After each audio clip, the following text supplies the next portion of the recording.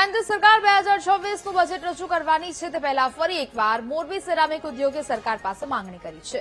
મોરબીના સિરામિક એસોસિએશને કેન્દ્રીય નાણામંત્રીને માળખાકીય સુવિધાઓ સહિતની બાબતોની રજૂઆત કરી। સિરામિક એસોસિએશને માંગણી કરી કે સિરામિક ઉત્પાદન પર 5% જીએસટી કરવામાં આવે।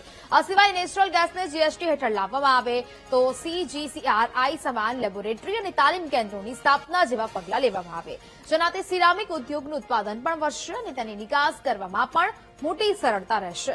મહત્વનું છે કે મોરબીનો સિરામિક ઉદ્યોગ ભારતના ઔદ્યોગિક ઉત્પાદન, નિકાસ, રોજગાર સર્જન તેમજ એમએસએમઈ આધારિત આર્થિક વિકાસમાં મહત્વપૂર્ણ યોગદાન આપે છે।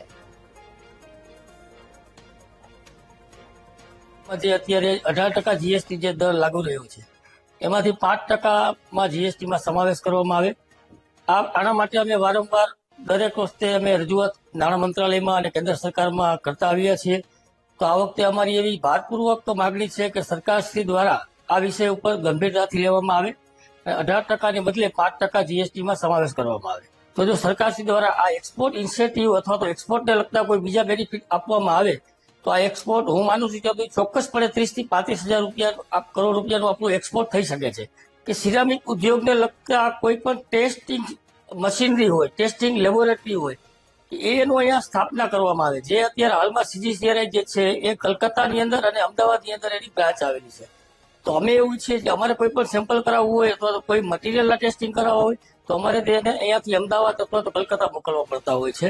અત્યારે હાલમાં જે નેચરલ ગેસ અમે યુઝ કરી છે એ નેચરલ ગેસની અંદર 6% ગુજરાત સરકારનો વેટ લાગે છે।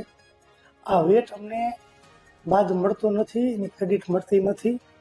એટલે અમારી માંગણી છે કે આ નેચરલ ગેસને જીએસટીમાં સમાવેશ કરવામાં આવે।